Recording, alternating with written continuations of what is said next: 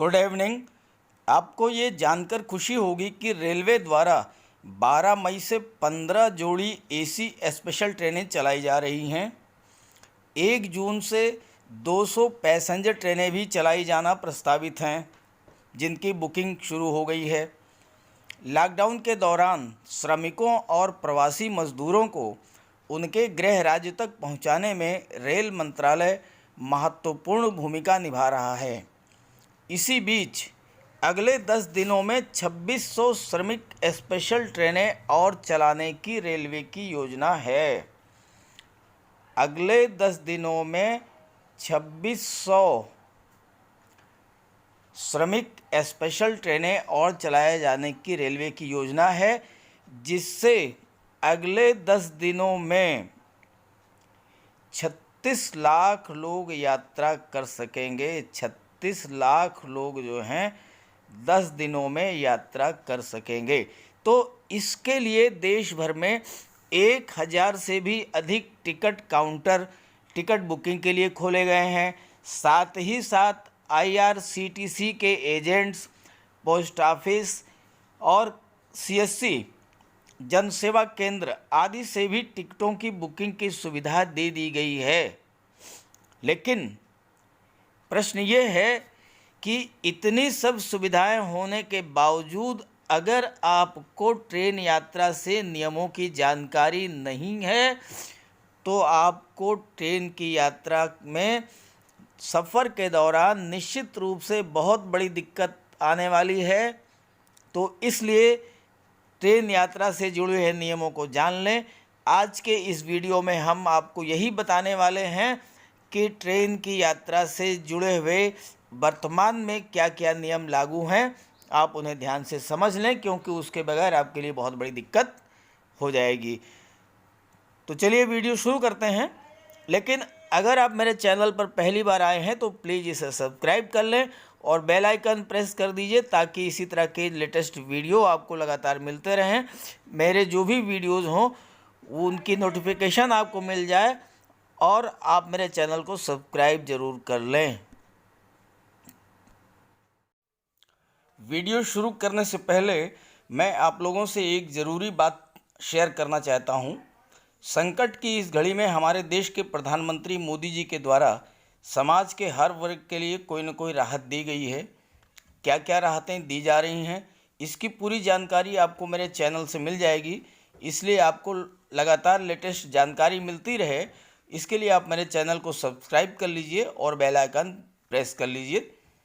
दूसरी बात, आपके पड़ोस में, गांव में, मोहल्ले में, कस्बे में, मित्रों में, रिलेटिव्स में बहुत से लोग ऐसे होंगे जिन्हें इन चीज़ों की जानकारी नहीं होगी कि लॉकडाउन के पीरियड में क्या क्या राहत, क्या क्या सुविधाएं सरकार द्वारा दी जा रही है। तो इसकी जानकारी उन्हें भी मिलती रहे, इसके लिए आप मेरे वीडियोस को उन्हें शेयर कर दीजिए, शेयर ज़रूर कर दीजिएगा, ताकि सभी को जानकारी मिलती रहे। और तीसरी बात, देश के किसी भी कोने में कोई भी जॉब, कोई नौकरी, रोज़गार, कोई भी सूचना आपको मेरे चैनल से मिल जाएगी। स्वरोजगार के लिए ऋण कैसे मिलेगा, इसकी जानकारी भी आपको मेरे चैनल से मिल जाएगी। उद्यमियों के लिए नए नए अवसर कहाँ हैं और देश विदेश की लेटेस्ट घटनाएं क्या हैं, इन सभी की जानकारी आपको लगातार मिलती रहेगी।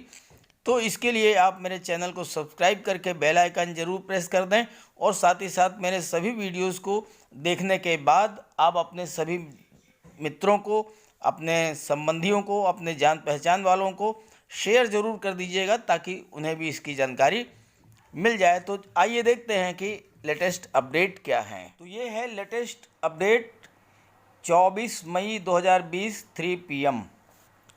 भारतीय रेलवे ने 200 स्पेशल ट्रेनें चलाने का निर्णय लिया है, जिसकी बुकिंग 21 मई से शुरू कर दी गई है। ये सभी स्पेशल ट्रेनें 1 जून से चलेंगी। यदि आप भी अपने राज्य पहुंचना चाहते हैं तो रेलवे मंत्रालय द्वारा जारी किए गए इन जरूरी नियमों को जान लें। रेलवे की ओर से बताई गई ये 100 जोड़ी स्पेशल ट्रेन अपने तय टाइम टेबल के हिसाब से चलेंगी, और इन ट्रेनों में AC, नॉन AC और जनरल कोच होंगे। इन ट्रेनों में एसी भी होंगे, नॉन एसी भी होंगे और जनरल कोच भी होंगे, लेकिन सभी आरक्षित होंगे, रिजर्व होंगे। गाइडलाइन के अनुसार इन बातों को जान लें कि टिकटों की बुकिंग जो है IRCTC की वेबसाइट से या टिकट काउंटर से और अथराइज एजेंट्स के द्वारा आप करा सकते हैं। तो अब मैं आपको रेल यात्रा से जुड़े हुए महत्वपूर्ण नियमों के बारे में बताऊंगा, ध्यान से समझ लें। ऐसा ना हो कि आपको यात्रा के दौरान नियमों की जानकारी न होने की वजह से किसी की तरह की दिक्कत आए। तो आइए नियमों को समझिए विस्तार से। पहली चीज़ है, किराए में किसी तरह की छूट नहीं दी जाएगी।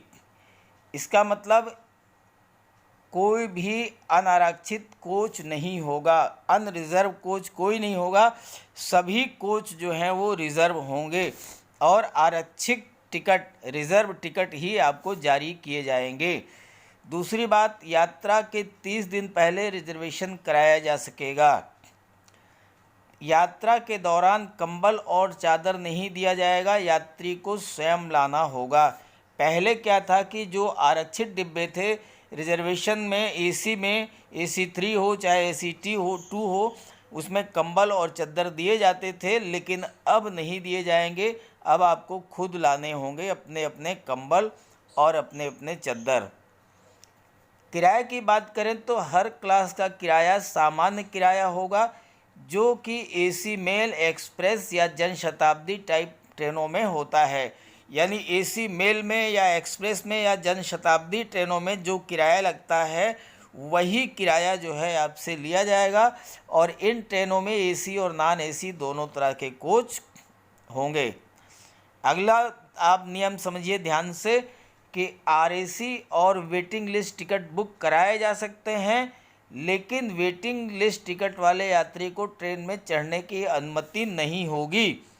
RAC वाले को अनुमति होगी। अगर आपका टिकट RAC में है तो आप ट्रेन में बैठ सकें, लेकिन अगर आपका वेटिंग में है तो आप ट्रेन में बैठ नहीं पाएंगे। इन ट्रेनों में तत्काल और प्रीमियम तत्काल बुकिंग की कोई अनुमति नहीं होगी। तत्काल और प्रीमियम तत्काल की बुक अनुमति नहीं होगी। और ट्रेन चलने से 4 घंटे पहले पहली चार्ट बनेगी, दूसरी चार्ट 2 घंटे पहले बनेगी और पहली और दूसरी चार्ट के बीच ऑनलाइन करंट बुकिंग की अनुमति होगी। मतलब जो सीटें खाली रह जाएंगी उनकी बुकिंग आप जो है ऑनलाइन करंट बुकिंग के थ्रू करा सकते हैं। MHA के दिशा निर्देशों के अनुसार मिनिस्ट्री ऑफ होम अफेयर्स, गृह मंत्रालय के दिशा निर्देशों के अनुसार रेलवे टिकट पर केवल यात्रियों और वाहन के चालक को अनुमति मिलेगी। लॉकडाउन के चौथे चरण में एक राज्य से दूसरे राज्य पहुंचने पर राज्यों की गाइडलाइन का पालन करना भी अनिवार्य होगा। तो ये थी जो है आपको नियमों की जानकारी। जब आप एक राज्य से दूसरे राज्य में जाएंगे तो क्या क्या गाइडलाइंस आपको माननी पड़ेंगी, क्या क्या नियम मानने पड़ेंगे, ये मैंने आपको बताया।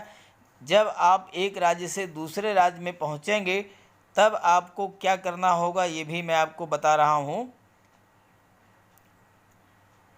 वीडियो आपको अच्छा लगे तो प्लीज़ इसे लाइक ज़रूर कर दीजिए और साथ ही साथ मेरे चैनल को सब्सक्राइब करके और बेल आइकन प्रेस कर दीजिएगा, ताकि इसी तरह की लेटेस्ट अपडेट्स आपको लगातार मिलती रहें। अब मैं आपको ये बताऊंगा कि एक राज्य से दूसरे राज्य में पहुंचने पर आपको किन नियमों को मानना होगा।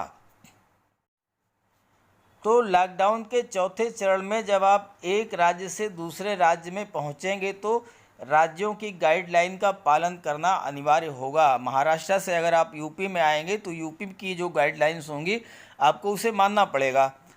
केंद्र की गाइडलाइन के अनुसार 14 दिनों के क्वारंटाइन की सलाह दी गई है और ज़्यादातर राज्य इसी का पालन कर रहे हैं, लेकिन कुछ राज्य ऐसे हैं जो कि होम क्वारंटाइन भी कर रहे हैं। मान लीजिए आप यूपी आते हैं महाराष्ट्र से, तो आपको यूपी में आने के बाद आपको 14 दिन जो है क्वारंटाइन की सलाह दी गई है, क्वारंटाइन रहना होगा या फिर होम क्वारंटाइन रहना होगा।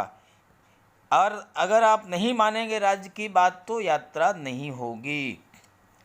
टिकट बुकिंग में एक नया नियम जोड़ दिया गया है। टिकट बुक तभी होगा जब आप इस बात पर सहमत होंगे कि आप जिस राज्य की यात्रा कर रहे हैं उस राज्य में उतरने पर वहाँ के नियम फॉलो करने पड़ेंगे।